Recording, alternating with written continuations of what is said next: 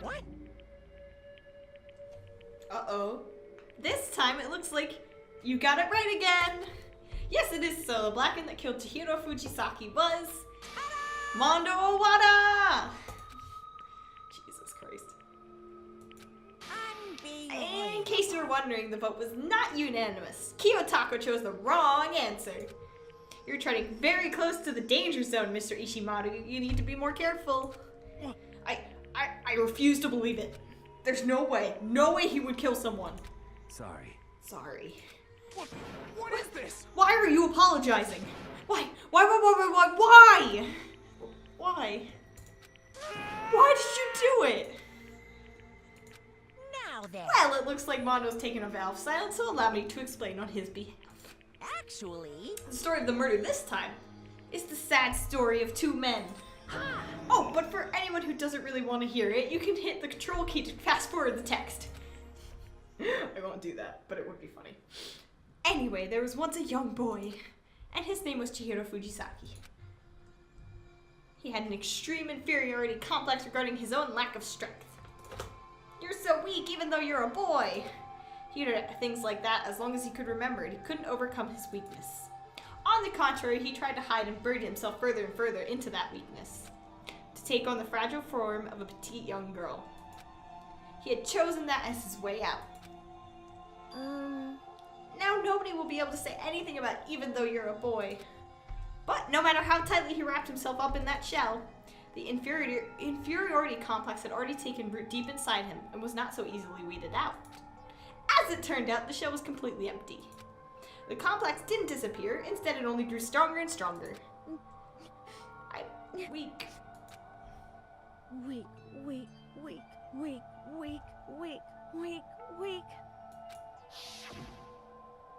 Once the killing game had begun here at the school, he had no choice but to accept this fact. After all, this world is survival of the fittest. If you're not strong, you don't survive. And then the lovely and hateful Monokuma announced the revealing of the embarrassing secrets. Which, of course, included Chihiro's embarrassing secret, which I was more than willing to divulge. Even though he dresses like a girl, Chihiro is actually a boy. Hey, And that was something Chihiro couldn't let anyone find out, no matter what the cost. If that was revealed, it would be the end. The hardened shell would crack, the armor would fall away. Without a doubt, those around him would torture him more than ever before. Everyone figured being thrust into such a dilemma must have sent him spiraling into despair. what? And yet... I'm sorry. I'm sorry, I don't really want to talk about it right now. But But I also don't want to leave things the way they are, so maybe I can talk about it later. After I try my best to become strong, then I can tell everyone. Annoyingly, he used the threat of discovery to motivate himself to become stronger. that's right. Now's my chance. I want to change. I'm going to get stronger and accept who I am. Strong enough so that when someone says, even though you're a boy, I'll be okay. I'll get better.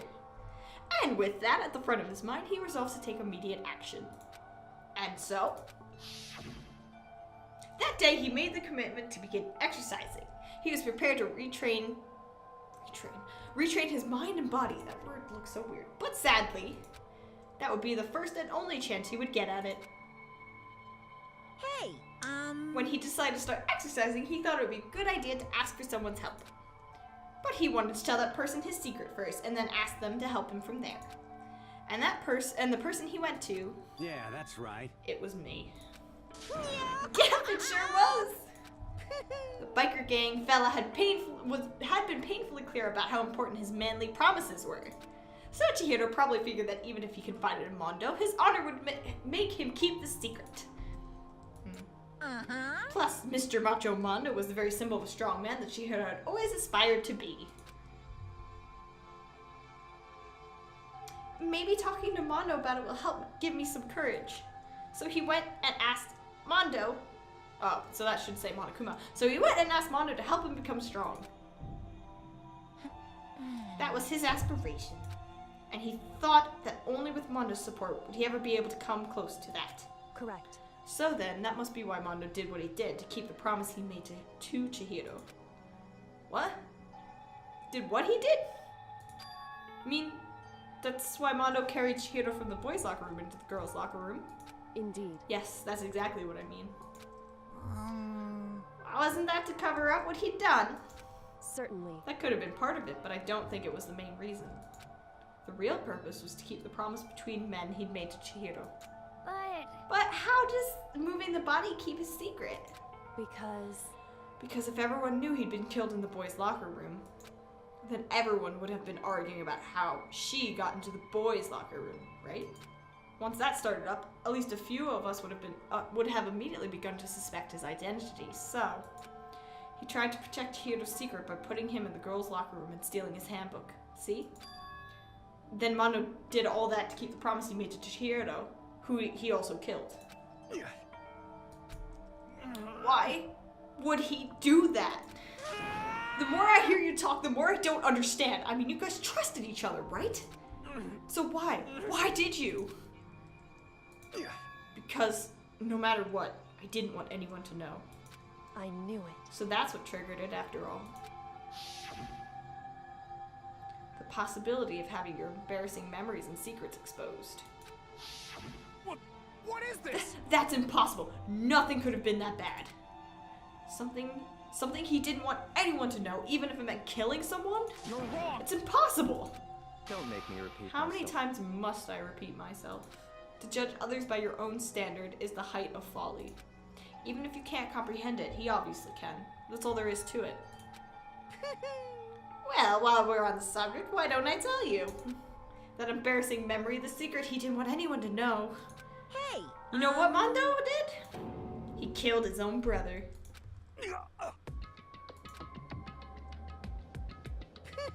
Mondo, the ultimate biker gang leader, makes all the hoodlums and riffraff across the country tremble.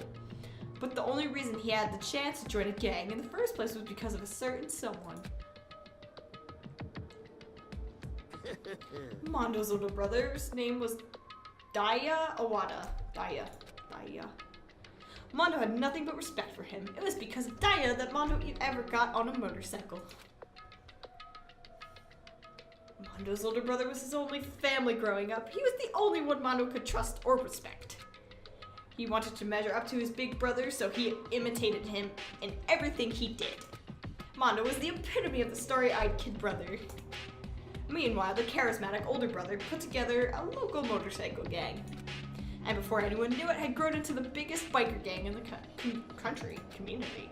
Daya, the older brother, number one in the gang, and his number two, his younger brother Mondo. In the beginning, everything was peaches and gravy.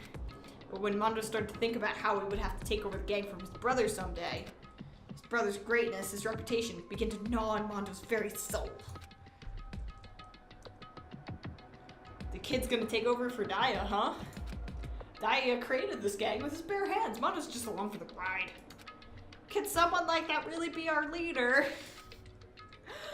All that'll do is make the gang look bad. Almost every day Mondo heard the gossip and whispers of the other members of the gang. Which is why I gotta get stronger. Stronger than Daya. Once. Just one time. No matter what, I gotta win. don't fuck with me. I don't care what it takes. I gotta come out on top. And on the night of his amazing brother's retirement ceremony, Mondo challenged him to a street race. But during the race, tragedy struck. His kid brother pushed ahead with reckless abandon, eager for victory, and dashed into oncoming traffic. But suddenly, he got hit by a truck. Laying in his kid brother's arms, the older brother delivered his final words. My bad, kid. I fucked up. Sorry. Of course he knew it was his brother's fault, but Daya would never blamed him for what happened. Hey kid, the rest is up to you. No matter what, you gotta keep this gang together. Because it's the team you and me put together. It's a promise between men. He decided to hide the truth of what happened from everyone else in the gang. In order to keep the gang together and to keep the promise to his older brother, he could never admit to anyone that it was his own weakness that caused the accident. And as a result, team was made even stronger under the banner of the kid who bested his big brother. Daya was gonna lose to the kid brother, so he got stupid and got himself killed. That became the explanation for what happened. Mondo's lie became the truth. He wanted to lead the team so bad he was willing to tell all kinds of lies about his brother. I just... I'm strong. Strong, strong, strong, strong, strong, strong. And yet, as soon as our killing game began, he realized no matter how tough he pretended to be, he was just another weakling that could die in an instant. And then the lovely and hateful Monokuma announced the revealing of the embarrassing secrets. At that point, it was clear I would have had no problem shedding light on his secret. Mondo killed his own older brother. No matter what, I couldn't let the other gang members find out. If that happened, everything would have been ruined. Everything me and my brother had worked to create would have been destroyed. His death, all the guilt I've been carrying around, it would have been for nothing. So that's why. Mondo. After what I saw what Monokuma had on me, my head filled up with a kind of fuzzy uneasiness that just started swirling around. I'd never felt anything like it before. I didn't know what to do about it. I wasn't sure what to think or say, but after a while, that fuzzy uneasiness turned itself rock hard lump of anxiety way down in my stomach. It was right around then that Chihiro asked me to start working out with him. And right there, he told me a secret. Seriously? Jesus. I'm sorry. Yeah, I'm sorry I lied to you. But why? Why now? Why are you telling me this all of a sudden? Huh? Because, I mean, you've kept that secret all this time, right? If anyone found out, you would... But You're right, but... I want to change. I wrap myself in lies. I'm weak. I want to destroy that version of me forever. His words were like a knife in my gut. I felt like he was exposing the lie I'd been living myself. I have to change. I don't want to be weak anymore. You're so strong it can't hurt you, right? Whatever secret Monokuma might tell us. You piece of... So what? You're saying I should just say it? What? You're saying if I really am, What? I should just be able to tell everyone my secret. Huh? I was jealous. I was jealous of Chihiro's strength. He had the strength to face his own weakness, to try and overcome it. It's the kind of strength I've never had. So I was jealous of him. And that jealousy broke me. What? Are you making fun What? of me? I'm strong. Are you fucking with me right now? No. I'm not making fun of you. You really are strong, Mondo. I felt like I could hear something starting to creak. Something inside my head. What did he want me to do? What was I supposed to do? Was I supposed to just sit back, let my secret get revealed and ruin everything? What's wrong? Damn you! Why did you have to tell me all that? Were you trying to rub my failure in my face? I just wanted to... No, I just really admire you. I admire your strength. Yeah, that's right. That's right, I am strong. Strong. I'm strong. Strong, strong, strong, strong, strong. Stronger than you. You son of a bitch! Stronger than Daya. I'm not yelling Daya. I don't remember anything after that. When I woke up again, he was lying at my feet, covered in blood. I had the dumbbell in my hand and I was staring at him, down on the ground. Hey. I killed him. Yep. I killed Chihiro. Even after all this time, I'm still just as weak as I've always been. And thanks to that, I did something I can never take back. Mondo. He's normally so aggressive, so angry. He hid that weak side away from everyone, so that was his secret. A weakness like that lived in a heart like his, and it turned him cold-blooded. God damn it. Look at him, you see, you're all just like him. For a secret from the past, from our memory. With that, he killed another living human in cold blood. couldn't cut free of his regrets from the outside world. He doesn't know what true strength is. Do you see hope anywhere in there? Because I sure don't. You bastard. Just shut up, you son of a bitch. Go ahead, say that again. I dare you. Yep. Okay, I'll say it as many times as I want. Is what I want to say, but unfortunately I can't do that right now because the time for punishing is fast approaching. Punishing? It can't be. You mean execution. Well now. That's what I promised you, right? The blackened that disturbs the peace will be punished. Ridiculous. Hold on. Now then, I prepared a very special punishment. For Armando Owada, the ultimate biker gang leader. No. Wait. Let's give it everything we've got. It's punishment time! I said wait! Sorry, man. I couldn't keep the promise we made. From one man to another. Ooh, now it's punishment time.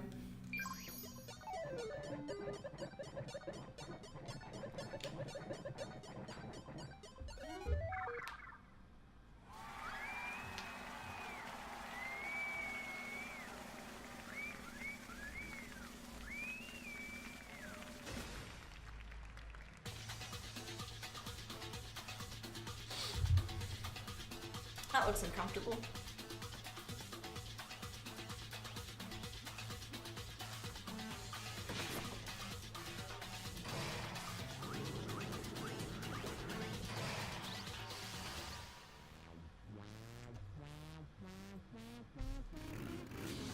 Kicked to death.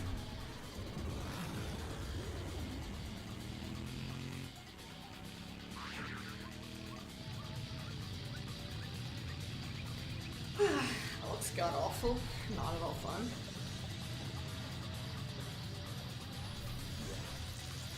And it's electrified. That's pretty terrifying.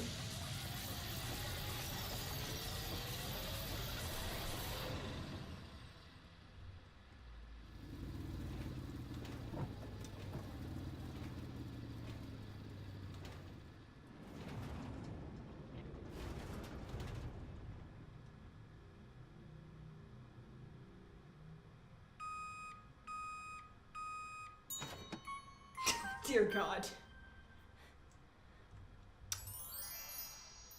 That's pretty messed up. Jesus Christ, this game. Laugh at death and your soul will forever be at peace. It can't be. My brother. Another murder and another execution. I want to feel again. Everyone's lives are taken so lightly here. I feel like I might be going mad. Maybe I'll just let it happen.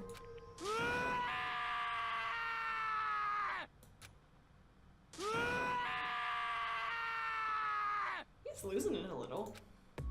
As Taka's sad screams invaded our skulls, we were each forced to realize once again. But of course he had to. What a disappointment. This is the end of the game. Byakuya. What is this? You're completely insane, you know that. A game. One of our friends is dead. Do you realize that? Naturally. Of course I do. Because this game is life or death. Hey, I don't have anything to say to you. I don't have a response except that. however, I just don't understand why. Why did you go out of your way to disguise Mondo's crime? What? Why? Isn't it obvious? Because it made things more interesting. His voice was calm, emotionless, like the voice of death. It chilled me to the bone. Last night, when the murder took place, I was in the library as usual. honestly, So you ignored the nighttime rule too. That rule never mattered to me. I don't recall agreeing to it. there is nothing to be Well, done. I don't particularly care. Please continue. The night grew late, and I decided to return to my room, which is when I stumbled upon him. I spotted Mondo coming out of the girls' locker room. After he'd gone, I looked inside and saw the corpse. What? You mean you actually witnessed the murder? He was such a fool, he didn't have the slightest idea that I'd seen him. So you're saying you knew who the culprit was from the very beginning? That's right. Indeed. But if that had been the end of it, how boring would that have been? I mean, what a waste of time to have the answer revealed right at the beginning. Which is why I decided to lend a little helping hand. I thought it would liven things up. You did all that to liven things up. I see. So after hearing about Genocide Jack from Toko, you decided to use that to create the fake murder scene. But Damn, man, if we hadn't figured that out, who'd really done it, you would have been dead too, right? Well, obviously, I would have revealed the truth before it reached that point. Of course. Byakuya turned and looked me in the eye. I could feel his sharp eyes piercing into me. Thanks to a certain remarkable someone, it never did, and I was able to perform an interesting experiment. Once I do decide to become blackened, I now know who I'll have to watch out for. Eh? Correct. So that was your reason. Are you satisfied? Indeed. Yes, we're done listening to your story. Moving on. Hey, There's something I'd like to ask Monokuma. What's this? Oh, I'm up next!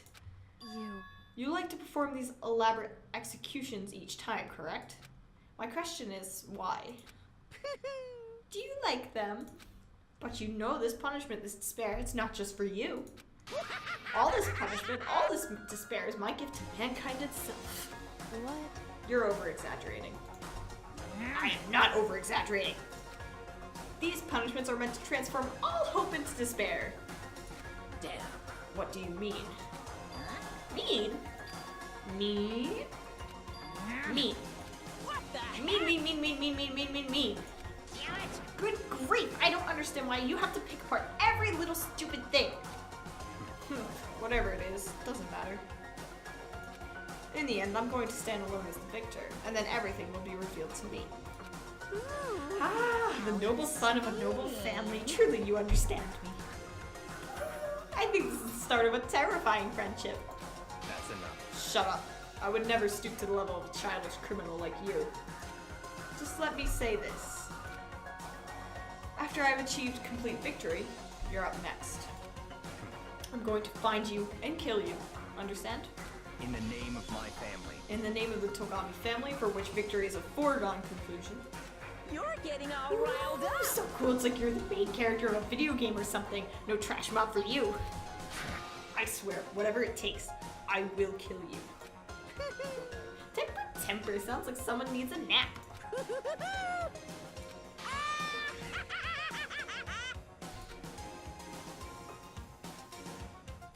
Monokuma's laughter peeled across the courtroom and the curtain closed on the case of Chihiro and Mondo. But I knew that wasn't the end. The killing game would still continue, because the mastermind wouldn't let it end. For those of us who were still alive, our worst fear and despair kept on multiplying. It was the kind of despair that felt like a blind puppy in hell had more of a future than us. All of our courage, our effort, our friendship, it felt like it amounted to nothing at all. It was the worst kind of despair. Well, anyway, like I was saying, this is a pretty good spot. Yeah, a really good spot. Anyway, isn't it amazing how that girl went and killed someone before things even had a chance to get boring? Once things really get moving, it'll be like a roller coaster. There won't be any stopping it. Fear and despair charge forward at a speed nothing can hope to match. But I must admit, I'm disappointed. Oh, poor Monokuma. I went to all the pain and effort of making you part of the group, and you couldn't play your part. You do remember you were supposed to make the first move, right? Well, no biggie. Nothing we can do about it now. So just do your best to make things more exciting from now on, okay? After all, that's what everyone wants to see. There's one thing I'd like to ask you. As long as you don't want to know my measurements, fire away. Who is it? The 16th high school student, I mean. Ooh. My, you really took me by surprise there. I know I said you could ask anything, but super denied, ultra denied, demonic denied. Because you see, that's my ace in the hole. And nobody'd be dumb enough to reveal that, right? No matter how close they were to their friends.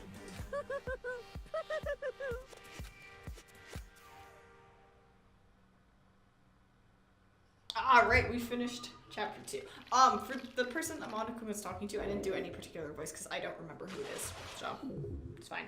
My bad. We're down to 10 students now, though. It will be continued. Well, it might be, actually. I'm not really sure. Receive the crazy diamond present. Yes, I do want to save. Okay, everyone, so I'm going to take a break there. Thank you guys so much for watching. If you enjoyed it, please let me know because I don't know if I'm going to continue it. Again, I've played the game before. I don't mind continuing it. If you guys want to see more, that's fine. Let me know in the comments below. If I get enough people that say they want me to do it, then I will. But if not, then I'm going to stop the series here. But yeah, thank you guys so much for watching. I'm Jess. This is Ghost Cartridge. I hope you enjoyed Danganronpa. It's a great game. I like this murder trial's pretty good, except for the part where I failed. But other than that, yeah. Alright, I'll see you guys in another episode or video or whatever you happen to watch on our channel. Thanks so much. Bye!